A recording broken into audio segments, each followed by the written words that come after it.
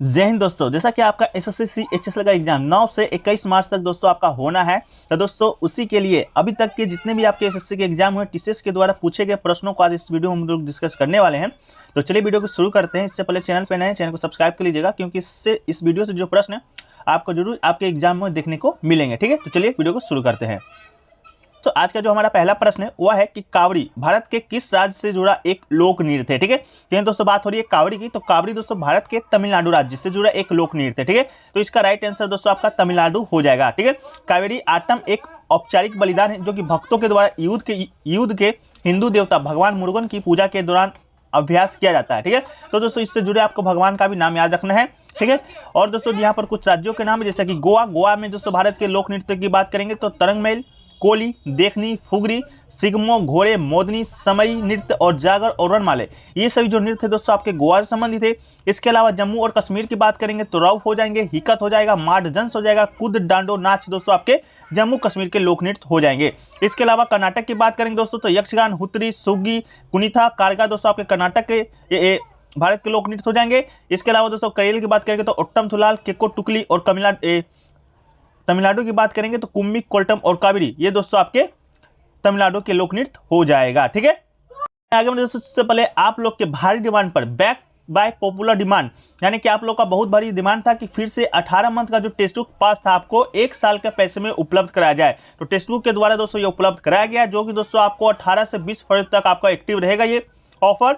इसमें दोस्तों आपको मॉक टेस्ट के साथ साथ आपको प्रीवियस क्वेश्चन भी एक ही प्लेटफॉर्म पर देखने को मिलता है। तो दोस्तों आपको बता दें ये पास आपको मात्र 269 रुपये में मिलेगा। साथ ही साथ हमारा कूपन कोड APJ आप यूज करते हैं तो 10% का एक्स्ट्रा ऑफ भी आपको मिलेगा। और इस पास में दोस्तों आपको एक्स्ट्रा 6 मंथ का वैलिडिटी, जो कि दोस्तों आप लोग का बहुत भारी डिमांड भी था कि एक्स्ट्रा जो 18 मंथ का पास है वो फिर से अनलॉक किया जाए। ठीक है, तो आप लोग की अनलॉक कर दिया गया है 18 से 20 फरवरी तक, तो आप लोग जाकर लाभ उठा सकते हैं। डिस्क्रिप्शन में लिंक दिया गया है। हमारा कूपन कोड जरूर से जरूर यूज कीजिएगा। अगर आप पास खरीदते हैं तो आप एवरी घंटे आप पॉकेट FM से इजी मैट्री रेपिडो के द्वारा गिफ्ट भी पा सकते हैं। ठीक है, तो जाइए जल्दी से आप डाउनलोड कर लीजिए। हमारा कूपन कोड भी जरूर यूज कीजिएगा, क्योंकि दोस्तों आपका आगामी जो एग्जाम है CSL का है, MTS का है और LP टेक्नीशियन सभी का एग्जाम दोस्तों आपके आने वाला है। तो 18 मंथ में जितने भी आप एग्जाम आएंगे सभी को आप क्रैक कर सकते हैं, मॉक लगा सकते हैं, प्रीवियस क्वेश्चन को देख सकते हैं। अगला जो प्रश्न दोस्तों कि वांगला नृत्य दोस्तों आपका किस राज्य से संबंधित है। तो वांगला नृत्य की बात करेंगे दोस्तों तो ये आपका मेघालय का महोत्सव है। ठीक है, नृत्य नहीं महोत्सव है। ये भारत के मेघालय के गारों में सबसे लोकप्रिय त्यौहार है वांगला त्यौहार। ठीक है, तो आपका राइट आंसर हो जाएगा मेघालय। अगला है दोस्तों कि पहली बार खेलो इंडिया यूनिवर्सिटी गेम्स कहां पर हुए थे। ठीक है, तो दोस्तों खेलो इंडिया यूनिवर्सिटी गेम्स का जो पहला संस्करण है आपका 2020 में Kalinga institute of industrial technology KIIT Odisha में आयोजित किया गया था। ठीक है, तो आपका दोस्तों ओडिशा राइट आंसर हो जाएगा। अगला जो प्रश्न है कि चीन की जो सीमा है वो किस राज्य से लगती है। तो चीन दोस्तों बता दें भारत की 5 राज्यों से जुड़ती है। इनमें से आपका जम्मू कश्मीर हो जाएगा, हिमाचल प्रदेश, उत्तराखंड, सिक्किम और अरुणाचल प्रदेश आपका क्या है, तो आपका चीन से लगने वाली राज्यों के नाम है। ठीक है, एक क्वेश्चन लेके पूछा गया था 1956 में कौन सी पंचवर्षीय योजना शुरू हुआ था। तो 1956 की बात करेंगे दोस्तों तो 1956 में आपका दूसरी पंचवर्षीय योजना शुरू हुआ था, जो कि दोस्तों 1961 तक चला था। ठीक है, इस योजना में पंडित जवाहरलाल नेहरू के नेतृत्व में लॉन्च किया गया था। समाजवाद धारणा की स्थापना करना इस योजना का प्रमुख उद्देश्य था। इस योजना में जो GDP का वार्षिक लक्ष्य रखा गया था 4.5% रखा गया था, लेकिन इसमें कमी हुई थी और विकास दर था जो कि 4.1 ही रहा था। ठीक है, तो ये दोस्तों आपका सेकंड पंचवर्षीय योजना था। पहला जो पंचवर्षीय योजना है जो कि पहला पंचवर्षीय योजना आपका 1951 से चला था, जो कि 1956 तक चला था। ठीक है, इसके बाद दूसरी पंचवर्षीय योजना आपका चालू हो गया था। ठीक है, तो इसको आप रख लीजिएगा। एक क्वेश्चन लेके पूछा गया कि जालियांवाला बाग जो हत्याकांड है वो किसने करवाया था। तो जालियांवाला बाग हत्याकांड की बात करेंगे दोस्तों तो रॉलेट एक्ट का विरोध करने के लिए एक सभा हो रहा था, जिसमें जनरल डायर जो नामक अंग्रेज ऑफिसर ने अकारण उस समय में उपस्थित भीड़ पर गोलियां चलवा दी थी। तो इसका राइट आंसर दोस्तों आपका जनरल डायर हो जाएगा, जिसमें से 400 से अधिक व्यक्ति की मृत्यु हो गई थी और 2000 से अधिक जो व्यक्ति है वो आपका घायल हो गए थे। एक क्वेश्चन है कि 2011 की जनगणना के अनुसार सबसे कम जनसंख्या वाला राज्य कौन सा है। तो भारत में सबसे कम जनसंख्या वाला राज्य है आपका सिक्किम है, जहां पर जनसंख्या आपका 6,10,577 ही है। इसके अलावा बात करें सबसे कम जनसंख्या घनत्व वाला राज्य, तो ये दोस्तों आपका अरुणाचल प्रदेश सबसे कम जनसंख्या घनत्व करने का मतलब दोस्तों आपका ये होता है कि 1 किलोमीटर के क्षेत्र में आपके कितने लोग निवास करते हैं। ठीक है, इसके अलावा संघ शासित राज्यों में लक्षद्वीप सबसे कम जनसंख्या वाला राज्य है। संघ शासित मतलब केंद्र शासित प्रदेशों में, ठीक है। इसके अलावा दोस्तों आपका बात करें सबसे कम तो सिक्किम हो गया, सबसे ज्यादा कहाँ है तो आपका दोस्तों सबसे कम जो जनसंख्या आपका उत्तर प्रदेश में है। इसके अलावा सबसे ज्यादा जनसंख्या घनत्व वाला जो आपका प्रदेश है वो दोस्तों आपका बिहार है, और सबसे ज्यादा जनसंख्या वाला उत्तर प्रदेश, सबसे कम जनसंख्या वाला आपका सिक्किम है, ठीक है। अगला क्वेश्चन दोस्तों, भारत की जनगणना 2011 का नारा क्या था? तो दोस्तों आपका इसका राइट आंसर हो जाएगा हमारी जनगणना हमारा भविष्य। आपका 2011 की जनगणना का नारा था। 2011 की जनगणना आपको बता देश की 15वीं और आज़ादी के बाद 7वीं जनगणना थी, ठीक है। तो इसको भी दोस्तों आपको याद रखना है। तो ये सभी क्वेश्चन आपसे पूछा जा सकता है। एक क्वेश्चन है कि 50वां जो CGI कौन है वर्तमान में? तो भारत के जो 50वें और वर्तमान में जो मुख्य न्यायाधीश बने हैं धनंजय यशवंत चंद्रचूड़, ठीक है। तो आपका राइट आंसर हो जाएंगे धनंजय यशवंत चंद्रचूड़, ठीक है। इसके अलावा 49वें जो आपके मुख्य न्यायाधीश थे आपके जस्टिस उदय उमेश ललित, दोस्तों आपके 49वें मुख्य न्यायाधीश थे। इसके अलावा 48वें की बात करेंगे तो NV रमना दोस्तों आपके 48वें मुख्य न्यायाधीश थे। तो 48वां 49वां और 50वां आपको सभी CGI को आपको याद है जो कि रखना है, ठीक है। इसके अलावा दोस्तों कि अटॉर्नी जनरल आर्टिकल किस से संबंधित है? तो इसका सही उत्तर दोस्तों आपका आर्टिकल 76 हो जाएगा। संविधान का जो अनुच्छेद 76 है भारत के महानिवादी अटॉर्नी जनरल के कार्यालयों के लिए प्रदान किया जाता है। तो इसका राइट आंसर दोस्तों आपका आर्टिकल 76 हो जाएगा, ठीक है। इसके अलावा अगला जो है कि पाइका किस राज्य से जुड़ा एक पारंपरिक लोक नृत्य है? तो पाइका दोस्तों आपका झारखंड से जुड़ा एक पारंपरिक नृत्य है। तो इसका राइट आंसर झारखंड हो जाएगा। पाइका नृत्य मुख्य रूप से मुंडा समुदाय के द्वारा किया जाता है। पाइका सैनिकों का एक समूह था जिन्हें साम्राज्य की सुरक्षा के लिए अपने प्राणों की आहुति दी थी। ये नृत्य रूप अंग्रेजों के खिलाफ मुंडा समुदाय के महान युद्ध का प्रतिनिधित्व करता है। इस नृत्य के रूप में मार्शल आर्ट के कुछ अन्य नृत्य चरणों के साथ मिलाया जाता है, ठीक है। तो आपका राइट आंसर हो जाएगा। इसके अलावा झारखंड के कुछ अन्य महत्वपूर्ण लोक नृत्य को देखें तो डोमकाच, मर्दाना झुमरे, जनरी झुमरे, झुमता, लहुसुआ, फगुआ, छऊ, संताली, ये सभी दोस्तों आपके झारखंड के कुछ अन्य प्रमुख लोक नृत्य है, ठीक है। एक क्वेश्चन देखिए पूछा जाता है बार बार प्लासी का युद्ध के बारे में। प्लासी का युद्ध दोस्तों आपको बताते 23 जून 1757 को हुआ था। इस युद्ध में एक ब्रिटिश ईस्ट इंडिया कंपनी की सेना थी और दूसरे बंगाल के नवाब की सेना। कंपनी की सेना का नेतृत्व रॉबर्ट क्लाइव के द्वारा किया जा रहा था और नवाब की बंगाल के नवाब थे वो आपके सिराजुद्दौला थे, जो कि दोस्तों आपको रॉबर्ट क्लाइव ने इनको हरा दिया था, ठीक है। तो ये आपसे पूछा जाता है। अगला प्रश्न दोस्तों कि निम्नलिखित में से कौन सी भारतीय मार्शल आर्ट है जिसकी उत्पत्ति आधुनिक केरल में हुआ था, ठीक है।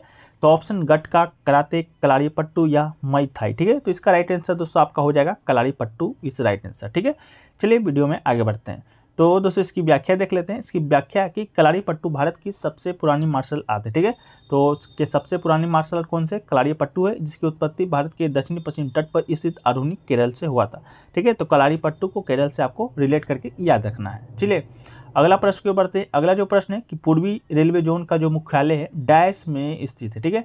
तो पूर्वी रेलवे जोन का मुख्यालय की दोस्तों बात करेंगे तो कोलकाता, पटना, दुर्गापुर, भुवनेश्वर। तो इसका राइट आंसर दोस्तों आपका क्या हो जाएगा? तो कोलकाता दोस्तों आपका इसका राइट आंसर हो जाएगा, ठीक है। पूर्वी रेलवे जोन का जो मुख्यालय आपके कोलकाता में स्थित है। इसकी व्याख्या को देखें तो पूर्वी रेल मंडल का जो मुख्यालय है कोलकाता में स्थित है। पूर्वी रेलवे क्षेत्र के अंतर्गत आने वाले जो विभाग है आपके आसनसोल है, हावड़ा है, मालदा है, सियालदा है, ठीक है। चलिए वीडियो में आगे बढ़ते हैं। अगला जो प्रश्न है कि हरिश्चंद्र डैश के दरबारी कवि थे, ठीक है। तो हरिश्चंद्र की बात हो रही है दोस्तों, इसका राइट आंसर आपका हो जाएगा समुद्रगुप्त, ठीक है। समुद्रगुप्त की बात करें तो इसे भारत का नेपोलियन भी कहा जाता है, ठीक है। भारत का नेपोलियन कहा जाता है। गुप्त वंश का यह शासक था, सम्राट शासक था, शक्तिशाली शासक था। इसे भारत का नेपोलियन किसने कहा था? तो एडम स्मिथ ने कहा था, ठीक है। इसको भी आप याद रखिएगा। व्याख्या है कि हरिश्चंद्र समुद्रगुप्त का दरबारी कवि था। वो 4वीं शताब्दी के संस्कृत कवि, राजनीतिज्ञ और सरकार के मंत्री थे, ठीक है। चलिए अगला प्रश्न को बढ़ते हैं। अगला जो प्रश्न है कि होजगिरी भारत के किस राज्य का लोक नृत्य है, ठीक है। तो होजगिरी की बात करेंगे दोस्तों तो उत्तर प्रदेश आपका हो जाएगा त्रिपुरा राइट आंसर हो जाएगा आपका उत्तर, ठीक है। होजगिरी किस राज्य का लोक नृत्य है? तो आपका त्रिपुरा का लोक नृत्य है, ठीक है। इसकी व्याख्या को देखें तो होजगिरी पूर्वोत्तर भारत के त्रिपुरा राज्य का एक लोक नृत्य है। यह रियांग समुदाय में छोटी लड़कियों के द्वारा किया जाता है। इसमें वो घरों पर खड़े होकर अपने सिर पर बोतल या अन्य वस्तुओं लिए संतुलन बनाए हुए नृत्य करती है, ठीक है। चलिए अगला प्रश्न को बढ़ते हैं। अगला जो प्रश्न है आपका कि निम्नलिखित में से कौन ओडिशा का पहला ओडिसी नर्तक या नर्तंगना है जिसे वर्ष 2000 में पद्म विभूषण से सम्मान प्राप्त हुआ है, ठीक है। तो आपको बता दें इसका राइट आंसर आपका केलुचरण महापात्र आपके राइट आंसर हो जाएंगे, ठीक है। तो उड़ीसा की ये पहली नर्तंगना है जिन्हें कि वर्ष 2000 में पद्म विभूषण सम्मानित किया गया था। रुक्मणी अनुल्ले देवी के बारे में दोस्तों हमने कल के वीडियो में आपको बताया था कि ये आपके भारतनाट्यम शास्त्रीय नृत्य से संबंधित है और ये दोस्तों आपके राज्यसभा में आपके पहली महिला सदस्य भी है। ठीक है, राज्यसभा में पहली महिला सदस्य बनने वाली जो आपके नर्तक हैं वो आपके रुक्मणी देवी अनुल्ले ही है। ठीक है, चलिए अगला जो प्रश्न है दोस्तों आपका इसका जो व्याख्या है वो देख लेते हैं। केलुचरण महापात्र उड़ीसा नृत्य के प्रसिद्ध कलाकार थे। गुरु केलुचरण महापात्र को सन 1989 में भारत सरकार के द्वारा कला क्षेत्र में पद्म भूषण से सम्मानित किया गया था। 1972 में इन्हें पद्म श्री दिया गया था और पद्म विभूषण दोस्तों आपका 2000 में इन्हें दिया गया था, जो कि ओडिशा के पहले कलाकार थे। ठीक है, चलिए अगला जो प्रश्न है कि संसद का जो लोक लेखा समिति होता है उसकी अध्यक्ष की नियुक्ति कौन करता है। ठीक है, तो संसद का जो लोक लेखा समिति होता है दोस्तों आपको बता दें इसकी जो नियुक्ति है आपके लोकसभा के सदस्य करते हैं। ठीक है, तो लोकसभा का अध्यक्ष इस करते हैं, तो इसका राइट आंसर हो जाएगा लोकसभा के अध्यक्ष। इसकी व्याख्या को देखें तो लोक लेखा समिति की अध्यक्ष की नियुक्ति लोकसभा अध्यक्ष के द्वारा किया जाता है। समिति में 22 सदस्य होते हैं, 15 लोकसभा से होते हैं और 7 आपके राज्यसभा से होते हैं। आमतौर पर अध्यक्ष जो होते हैं विपक्षी पार्टी से चुने जाते हैं। लोकसभा और राज्यसभा की बात करें तो राज्यसभा दोस्तों आपके ऊपरी सदन कहलाता है, लोकसभा आपका निम्न सदन कहलाता है। ठीक है, चलिए अगला प्रश्न है कि 9 मार्च 2022 तक निम्नलिखित में से कौन भारत का सबसे ऊंचा मोटरेबल पास है। ठीक है, तो इसका राइट आंसर आपका हो जाएगा खरदुंगा ला। ठीक है, खरदुंगा ला आपका इसका राइट आंसर हो जाएगा। ठीक है, अगला जो प्रश्न दोस्तों कि द ग्रेट इंडियन नोवेल पुस्तक के लेखक कौन है। ठीक है, द ग्रेट इंडियन नोवेल पुस्तक के लेखक की बात करेंगे दोस्तों तो इसके राइट आंसर आपके हो जाएंगे शशि थरूर। ठीक है, शशि थरूर दोस्तों आपके राइट आंसर हो जाएंगे द इंडियन ग्रेट नोवेल पुस्तक के लेखक हैं। अगला जो प्रश्न है दोस्तों कि निम्नलिखित में से किस राजनीतिक दल ने भारत में पंजाबी सुवा दल आंदोलन का नेतृत्व किया था। ठीक है, तो पंजाबी सुवा आंदोलन का नेतृत्व दोस्तों आपको बता दें तो शिरोमणि अकाली दल के द्वारा किया गया था। ठीक है, ऑप्शन नंबर 1 दोस्तों आपका इसका राइट आंसर हो जाएगा शिरोमणि अकाली दल। इसकी व्याख्या को देखें तो पंजाबी सुवा आंदोलन पंजाबी क्षेत्र में पंजाबी सुवा प्रदेश बनाने के लिए 1950 के दशक में शिरोमणि अकाली दल के नेतृत्व में चलाया गया था। ठीक है, अगला जो क्वेश्चन है कि अमित भारत में लोकसभा चुनाव लड़ना चाहता है। ठीक है, अमित की जगह आप अपना नाम भी रख सकते हैं। तो निर्वाचन क्षेत्र की अधिकतम सीमा कितनी है जहां जहां से वो चुनाव लड़ सकता है। ठीक है, तो आपको बता दें अनंत है, 3 है, 2 या 1 है। तो आपको बता दें कि अमित है जो या आप अपना भी नाम रख सकते हैं, वो आप मात्र 2 ही जगह से चुनाव है जो कि लड़ सकते हैं। ठीक है, 2 से ज़्यादा जगह से आप चुनाव नहीं लड़ सकते हैं। आपके जो वर्तमान में प्रधानमंत्री ये है नरेंद्र मोदी, वो भी दोस्तों आपका लोकसभा का जो चुनाव है 2014 वो आपका 2 जगह से ही लड़ते हैं। एक जगह आपका गुजरात से कोई जगह तो वहाँ से लड़ते हैं, एक आपका वाराणसी से लड़ते हैं। ठीक है, चलिए अगला जो प्रश्न है दोस्तों कि निम्नलिखित में से कौन सा लिटिल अंडमान को भारत के दक्षिणी अंडमान को अलग करता है। लिटिल अंडमान को भारत के दक्षिणी अंडमान से, ठीक है, इसे याद रखिएगा। तो इसका राइट आंसर आपका हो जाएगा डक्कन मार्ग। ठीक है, जिसे कि पैसेज भी कहते हैं। ठीक है, इसकी व्याख्या को देखें तो डक्कन मार्ग लिटिल अंडमान को दक्षिण अंडमान से अलग करता है। उत्तर में द्वीपों का ग्रेट अंडमान समूह, दक्षिण में निकोबार समूह से 10 डिग्री चैनल के द्वारा अलग किया जाता है। पोर्ट ब्लेयर अंडमान निकोबार द्वीप समूह की राजधानी दक्षिणी अंडमान में स्थित है। ठीक है, चलिए अगला जो प्रश्न है दोस्तों आपका कथन है कि दिए गए कथनों में से कौन सा कथन आपका सत्य है। ठीक है, सत्य कथन बताना है। पहला आपका कथन दिया गया है 1756 में अली वर्दी खां की मृत्यु के बाद सिराजुद्दौला बंगाल का नवाब बना था। ठीक है, इसके बाद आपका दूसरा कथन है कि 1757 में रॉबर्ट क्लाइव ने प्लासी में सिराजुद्दौला के विरुद्ध युद्ध मैकपनी की सेना का नेतृत्व किया था। ठीक है, युद्ध में कंपनी की सेना का नेतृत्व किया था। ठीक है, तो आपको बताना इनमें से कौन सा कथन आपका सत्य है। ठीक है, तो आपको बता दें कि जो कथन आपका दोनों आपका जो कथन है आपका बिल्कुल सत्य है। ठीक है, तो आपका राइट आंसर हो जाएगा 1 और 2 दोनों आपके सत्य हैं। ठीक है, चलिए अगला प्रश्न है कि महावीर जो जयंती है डैश माह में मनाई जाती है। ठीक है, तो महावीर जयंती की बात हो रही है दोस्तों, तो आपको बता दें जो महावीर जयंती है आपके अप्रैल माह में मनाया जाता है। तो आप इसका राइट आंसर आपका अप्रैल माह हो जाएगा। ठीक है, इससे जुड़े व्याख्या को देखें तो चैत्र माह के शुक्ल पक्ष यानी कि अप्रैल की त्रयोदशी तिथि को महावीर जयंती मनाई जाती है। जैन धर्म के 24वें तीर्थंकर भगवान महावीर का जन्मोत्सव है, अप्रैल में मनाया जाता है। जैन धर्म के अनुयायी महावीर जयंती को हर्षोल्लास से मनाते हैं। ठीक है, तो आपके राइट आंसर हो जाएगा अप्रैल। ठीक है, चलिए अगला क्वेश्चन है कि 2011 के जनगणना के अनुसार भारत के जनगणना के अनुसार देश का सबसे कम जनसंख्या वाला राज्य कौन सा है। ठीक है, तो सबसे कम जनसंख्या वाला राज्य आपको बताना है। ठीक है, तो तो आपको बता दें सबसे कम जनसंख्या वाला राज्य आपके सिक्किम बिल्कुल राइट आंसर हो जाएगा। ठीक है, तो ये तो सबसे कम जनसंख्या वाला हो गया। सबसे ज़्यादा जनसंख्या वाला राज्य, तो सबसे ज़्यादा जो जनसंख्या आपका राज्य है वो आपका 200 कौन है, तो यूपी है। ठीक है, तो यूपी इसका राइट आंसर हो जाएगा सबसे ज़्यादा। सबसे कम आपका सिक्किम बिल्कुल राइट आंसर है। ठीक है, ये आपके जनसंख्या के मामले में है। ठीक है, इसके अलावा क्षेत्रफल के अनुसार देखेंगे दोस्तों, तो क्षेत्रफल के अनुसार आपका जो राजस्थान है वो है आपका सबसे बड़ा है। इसके अलावा जो गोवा है वो आपका सबसे छोटा है। ठीक है, इसके अलावा दोस्तों यहाँ पर एक ऑप्शन है आपका बिहार का। तो बिहार की बात करेंगे दोस्तों, तो ये आपका जो जनसंख्या घनत्व के मामले में 2011 की जनगणना के अनुसार सबसे ज़्यादा है। ठीक है, क्या में जनसंख्या घनत्व। ठीक है, और सबसे कम जनसंख्या घनत्व वाला राज्य आपका कौन सा है, अरुणाचल प्रदेश है। कौन सा, अरुणाचल प्रदेश। ठीक है, इसको आप इसे भी याद रखते हैं, अरुणाचल। ठीक है, तो अरुणाचल प्रदेश आपके सबसे कम जनसंख्या वाला है और सबसे ज़्यादा आपका बिहार है। ठीक है, चलिए व्याख्या को देखें तो 2011 की जनगणना के अनुसार सिक्किम भारत में सबसे कम जनसंख्या वाला राज्य है। जनगणना 2011 के अंतिम आंकड़ों के अनुसार राष्ट्र की जनसंख्या था 1210.19 मिलियन था, जिसमें 623.7 मिलियन 51.54% पुरुष और आपका 586.4 मिलियन यानी कि 48.46 मिलियन महिलाएं थी। ठीक है, चलिए अगला जो क्वेश्चन आपका है, रजिया सुल्तान डैश की बेटी थी। ठीक है, तो रजिया सुल्तान दोस्तों आपको बता दें तो इल्तुतमिश की बेटी, तो इसका राइट आंसर आपका इल्तुतमिश हो जाएगा।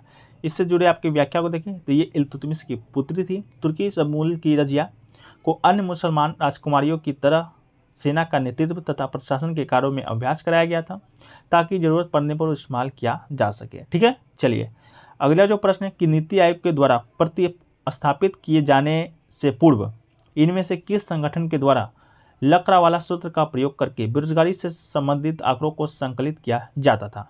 ठीक है, तो ये राइट आंसर दोस्तों आपका योजना आयोग हो जाएगा। योजना आयोग को दोस्तों आपको मालूम होगा कब समाप्त किया गया था, 2014 अप्रैल माह 2014 में समाप्त किया गया था। उसके स्थान पर नीति आयोग को लाया गया था। कब लाया गया था, तो 1 जनवरी 2015 को लाया गया था। ठीक है, नीति आयोग का दोस्तों अभी वर्तमान में क्या काम है, जो गरीबी का जो आंकड़ा होता है उसको कलेक्ट करना आपका नीति आयोग का ही काम होता है। ठीक है, नीति आयोग की बात करेंगे दोस्तों तो वर्तमान में आपके 3 पद महत्वपूर्ण होते हैं जो एग्जाम पॉइंट ऑफ व्यू से। पहला तो आपका अध्यक्ष का, ये आपके कौन है, तो पीएम नरेंद्र मोदी है। जो वर्तमान में प्रधानमंत्री होंगे वो दोस्तों आपके अध्यक्ष भी होंगे। इसके अलावा दूसरा पद होता है उपाध्यक्ष का। उपाध्यक्ष कौन है वर्तमान में, तो आपके सुमन बेरी जी हैं। ठीक है, इसके अलावा एक पद और है आपका सीईओ का। सीईओ कौन है, तो परमेश्वरन अय्यर आपके वर्तमान में नीति आयोग के सीईओ है। ठीक है, चलिए अगला जो प्रश्न है आपका, संविधान अनुसूचित जनजाति आदेश संशोधन विधेयक 2022 7 फरवरी 2022 को लोकसभा में पेश किया गया था। किसके द्वारा पेश किया गया था, ठीक है, तो आपके राइट आंसर हो जाएंगे अर्जुन मुंडा के द्वारा पेश किया गया था। ठीक है, चलिए अगला क्वेश्चन है बैटरी एसिड का रासायनिक नाम क्या है। ठीक है, तो बैटरी एसिड का रासायनिक नाम आपको बता दें सल्फ्यूरिक एसिड है। ठीक है, तो आपका राइट आंसर हो जाएगा सल्फ्यूरिक एसिड। ठीक है, इसके अलावा दोस्तों अगला है अली अकबर खां का संबंध किस वाद्य यंत्र से है। किसका, अली अकबर खां। ठीक है, तो इसका राइट आंसर दोस्तों आपका हो जाएगा सरोद से। ठीक है, अली अकबर खां का संबंध किससे, तो सरोद आपका बिल्कुल राइट आंसर हो जाएगा। इसकी व्याख्या को देखें तो अली अकबर खां संगीत वाद्य सरोद बजाने के लिए जाने जाते हैं। सरोद मुख्य रूप से हिंदुस्तानी संगीत में इस्तेमाल किया जाने वाला एक वाद्य यंत्र है। अली अकबर खां मेहर घराने के एक हिंदुस्तानी शास्त्रीय संगीतकार थे।